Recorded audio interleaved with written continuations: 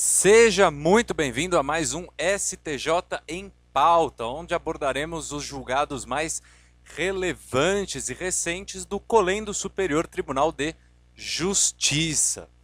Hoje analisaremos mais especificamente o recurso especial de número 1546165, para você que gosta de anotar, 1546165, eminente terceira turma do Superior Tribunal de Justiça julgou recentemente uma ação que versava sobre a natureza jurídica do timesharing, ou propriedade compartilhada, multipropriedade, ou ainda com posse, como diria Pontes de Miranda. Sim, falaremos em Pontes de Miranda também.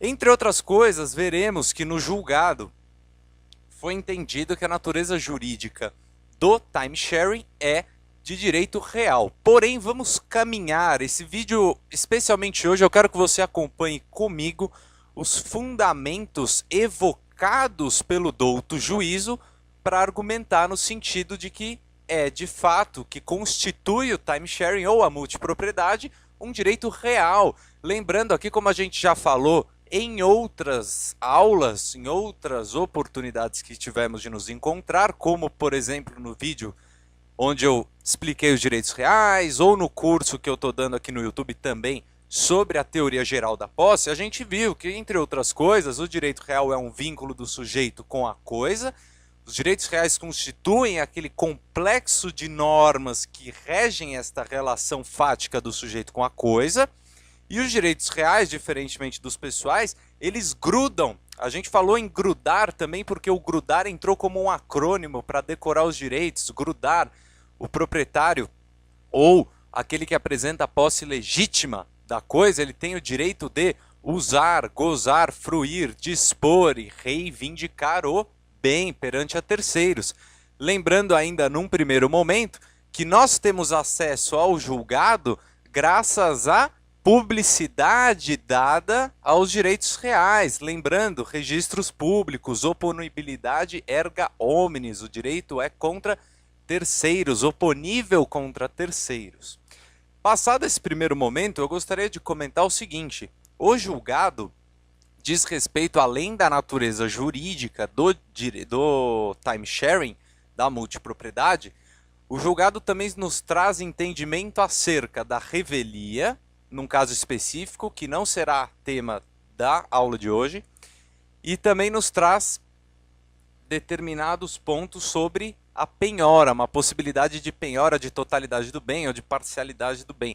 Eu não vou me estender muito em assuntos sobre revelia de processo civil ou sobre penhora, apesar da penhora constituir direito real no artigo 1225 do Código Civil, como a gente vai ver. Mas eu gostaria de ater-me mais à questão do timesharing como direito real. Desculpa, me confundir aqui, não é penhora, é o penhor que está nos direitos reais. Vira e mexe, a gente se confunde um pouco. Bom, vamos ver por que é competência do STJ. Num primeiro momento, vamos analisar isso. Por que a competência é do STJ e não de outro tribunal do ordenamento jurídico brasileiro? Leiam Constituição Federal, artigo 105.3a. 105.3a é competência do Superior Tribunal de Justiça julgar decisão proferida por tribunal em sentido contrário à lei. Ponto final. Admitida a competência, vamos agora para o caso. A terceira turma, só para te passar aqui a data, eu tinha anotado, salvo engano, é de 6 de setembro, portanto, faz menos de um mês o julgamento. Vamos começar com o voto do excelentíssimo senhor ministro Ricardo Vilas Boas Cueva, que por sua vez é o relator do processo em questão, do recurso especial em questão. Ele evoca, por exemplo, ele vai falar aqui na decisão dele, no voto dele, que a natureza é obrigacional, apesar de ter como pano de fundo, por assim dizer, uma coisa, um bem. Ele cita os artigos 1417 e 1418 do Código Civil, que dizem respeito configuração de direito real ou promitente comprador? Por quê? Em caso, ou seja, diante deste caso que estamos analisando, foi firmado um instrumento particular de promessa de cessão de direitos. Então, houve uma equiparação do instrumento particular de promitente, daquele que vai posteriormente ceder os direitos, ao promitente comprador do bem. Então, vamos continuando aqui. Ele vai falar, por exemplo, eu separei aqui os argumentos. Vamos dar uma noção que ele também traz para a gente de timesharing pelo professor Gustavo Tepedino. E aí, para você que gosta de anotar, eu vou falar uma vez só, mas se você quiser, você volta o vídeo e aí vê quantas vezes quiser, achar mais conveniente, até entender o caso como um todo. Breve leitura, o pessoal sabe que eu não gosto de ler, mas vou abrir a exceção aqui, dada a importância e relevância do caso. Gustavo Tepedino. Com o termo multipropriedade, designa-se genericamente a relação jurídica de aproveitamento econômico de uma coisa móvel ou imóvel. Agora atenção, grifem o seguinte, repartida em unidades fixas de tempo, de modo que diversos titulares possam, cada qual a seu turno, utilizar-se da coisa com exclusividade e de maneira perpétua. Portanto, no que consiste o timesharing? O timesharing consiste na aquisição de um direito real sobre o uso de um bem, seja ele móvel ou imóvel, pelo conceito do Gustavo Tepedino.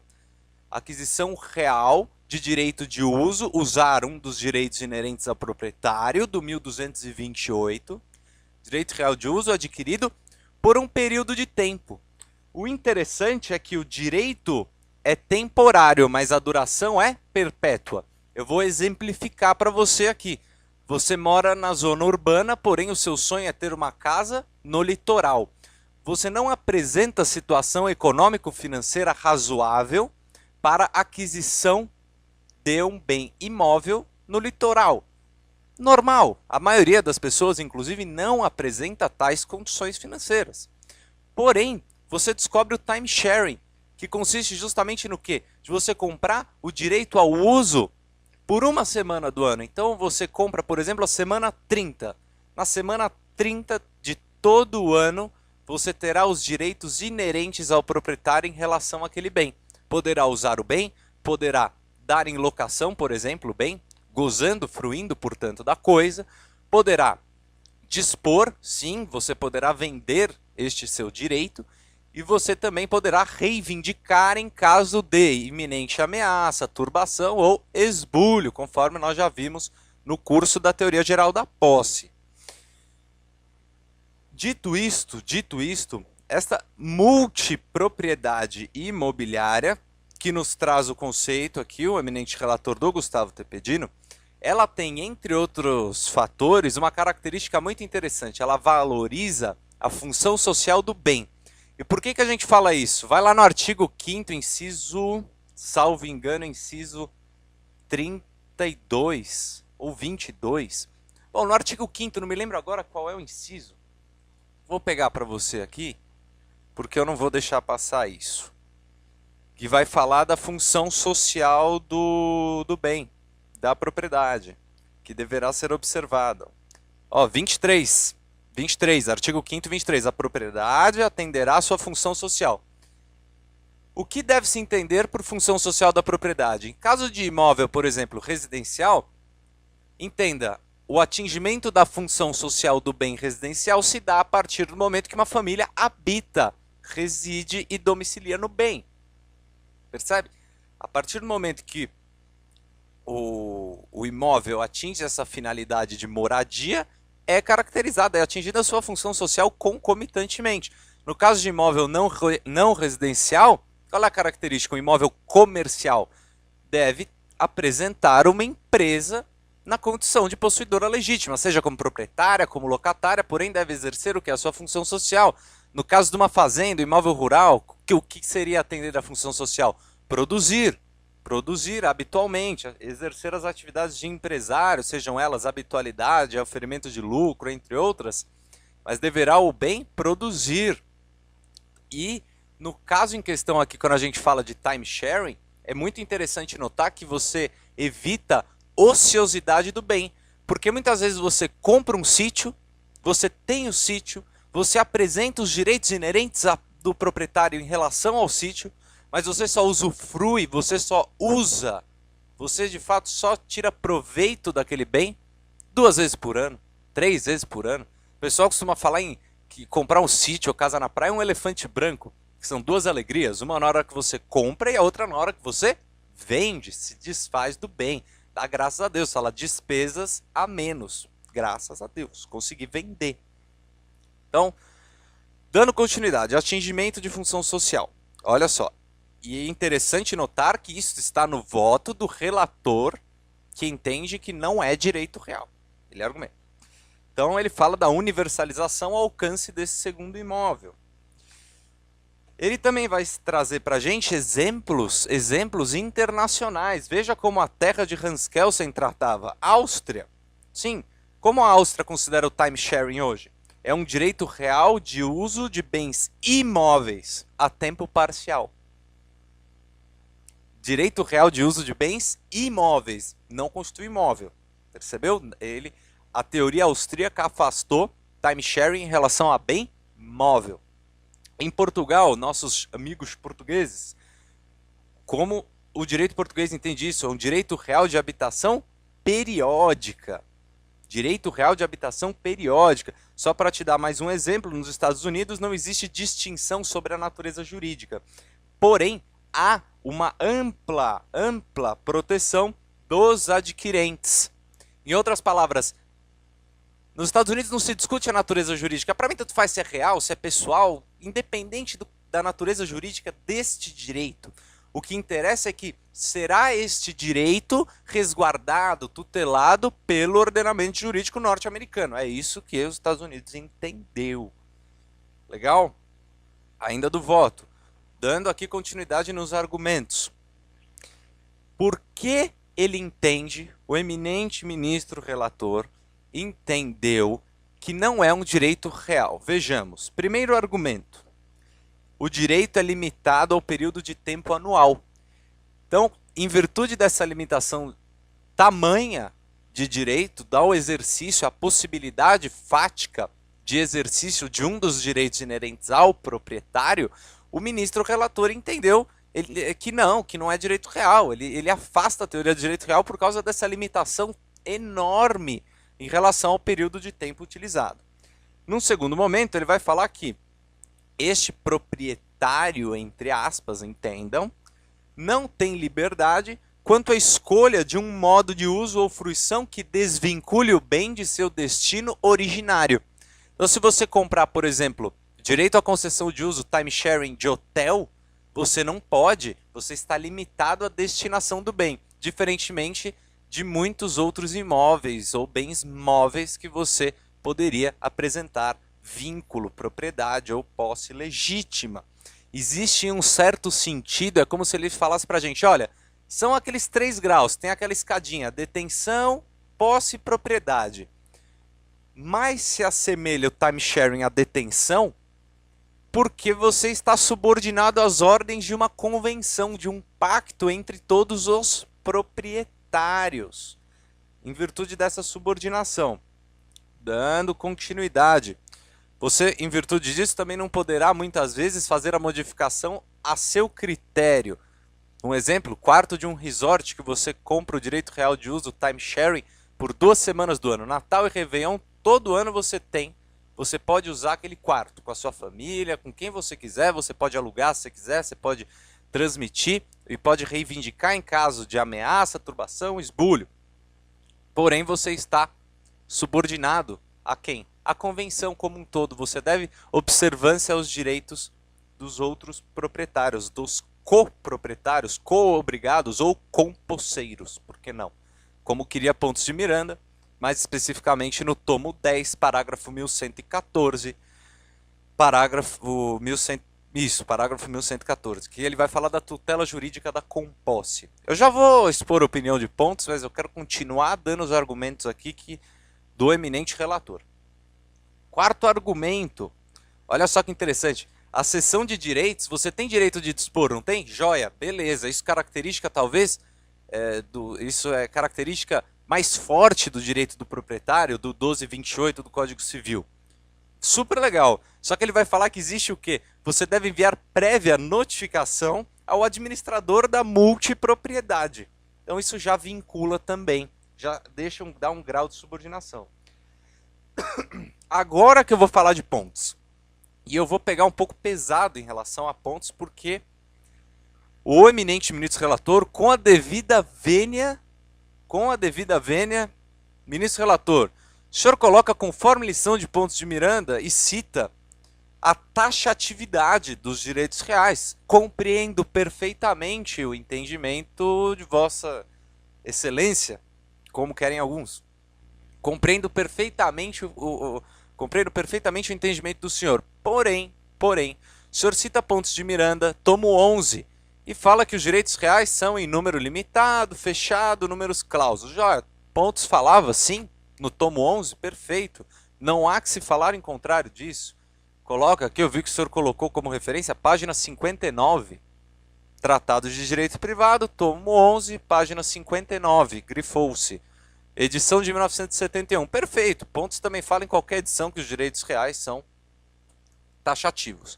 Porém, no tomo 10, ou seja, tomo anterior ao que o senhor cita, Pontos de Miranda vai falar, no parágrafo 1114 aqui, que não é mesmo de afastar-se a divisão no tempo da coisa indivisível. A aluga de 6 às 10 horas, B de 10 às 12 horas, o salão ou o cavalo. Esse é o exemplo de pontos. Pode alugar, se Pontos de Miranda admite em seu tomo 10 da magnífica obra Tratado de Direito Privado, que pode ser alugado, por exemplo, o cavalo das 6 da tarde às 10 da noite, pode ser alugado o cavalo por uma semana. Portanto, poderá ser alugado, em caso análogo, o bem imóvel por uma semana. Olha aí que perfeição. E que o senhor cita o tomo 11 em inobservância ao tomo 10. Mas observação. Da insegurança jurídica, eu entendo perfeitamente. Claro, o legislador fala em taxatividade dos direitos reais. Expõe de forma, inclusive, incisiva sobre a questão da taxatividade. Porém, se elencarmos os incisos expostos no 1225 do Código Civil, veremos, por exemplo, que a posse não está lá. E a posse, o senhor sabe como é tratada no ordenamento jurídico brasileiro. Então, o argumento aqui, mais um do eminente relator, é em relação à insegurança jurídica, que essa criação de direitos reais abre um precedente perigoso. E neste ponto eu concordo ipsis literis com o juiz. Eu acho que há uma insegurança jurídica. Ele fala que a adoção dessa forma livre de criação dos direitos reais promove um ambiente inseguro, juridicamente falando, aos negócios imobiliários principalmente, porque dada a impossibilidade de prever as variadas formas que o homem pode surgir, que o homem pode criar. Reiterando esse entendimento, artigo 168 da Lei 6.015 de 73, famigerada Lei de Registros Públicos, que no 168 fala que só haverá registro dos direitos reais reconhecidos em lei, por sua vez taxativos indicados no 1225 do Código Civil. Então ele vai concluir falando que o contrato de timesharing possui natureza jurídica de direito pessoal e que está relacionado diretamente a um direito real, o do titular do bem objeto da multipropriedade. Ante o exposto, senhores, eu gostaria agora de indicar o voto do senhor ministro João Otávio de Noronha, inclusive vencedor, por assim dizer, do entendimento. Prevaleceu o entendimento do senhor ministro João Otávio de Noronha e do Paulo de Tarso Sanseverino. Vamos à breve leitura e análise aqui para terminar, porque o vídeo está passando do tempo que eu queria. Ele elogia o voto do eminente relator, Só que ele faz aquela analogia que a gente comentou lá no começo, do contrato preliminar, do compromisso de compra e venda equiparado aqui, do instrumento particular de cessão de direito ao uso para a configuração da multipropriedade. Então, ele equipara ao 1417 ao 1418, que você vai ler na sua casa, porque eu não vou ficar aqui lendo o artigo. Porém, olha o que ele fala. E aí, exordialmente expõe pontos de Miranda quando da sua fala em relação à posse. Falamos em posse quando tratamos de plano fático. A posse, antes de adentrar a seara jurídica, é fato, fato, fato. Entendam? Portanto, o que o ministro fala? João Otávio Noronha. Ele vai falar que, neste caso, já havia caracterizado anteriormente a seara jurídica, no próprio plano fático, já estavam caracterizados e configurados os direitos inerentes ao proprietário para aquele que apresentava concessão de direito de uso, direito real de uso. Ele vai falar, sempre teve o direito de usar, sempre teve o direito de gozar, de dispor e de reivindicar. Vamos agora fazer o quê? Consolidar o entendimento para a seara jurídica. Deixou também aberta a discussão à doutrina, citou o Gustavo Tepedino, vamos brevemente aqui. Ele fala então que o caso está acobertado por princípios que dizem respeito aos direitos reais, que o princípio mais aceito é o da liberdade das convenções, então houve um prevalecimento da autonomia da vontade entre as partes, e aqui admitindo-se como direitos reais, ou admitindo como direito real o time sharing. Outro argumento, a lei não traz nenhuma vedação nem referência à inviabilidade de consagrar novos direitos reais. Ela indica que eles são taxativos, mas a lei não indica o quê? Conforme o entendimento do João Otávio Noronha, que ela não faz referência à impossibilidade da criação de novos direitos reais. E por fim, ministro este que deu provimento ao recurso, por fim eu vou citar aqui o Paulo de Tarso Sanseverino, que brevemente expõe que considera um avanço no sistema brasileiro, no ordenamento jurídico brasileiro, ou ainda a eurática brasileira, considera como um avanço o entendimento de que o time sharing, a multipropriedade ou a composse, propriedade compartilhada, como queiram, é um direito real. Ele considera isso um avanço, por quê? Concedendo a natureza jurídica de direito real ao time sharing, será o coproprietário, um dos multiproprietários, terá o quê? Tutela jurídica prestada.